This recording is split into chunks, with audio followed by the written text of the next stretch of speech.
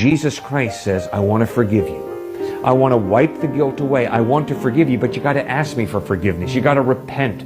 You got to say, I'm genuinely sorry for the wrong that I did. Jesus Christ bled and died on a cross to pay the penalty for your sin and for my sin. He promises forgiveness and eternal life to all who trust in Him. Isn't it time to accept God's grace in Jesus Christ? Isn't it time to allow your conscience to drive you to Christ for forgiveness?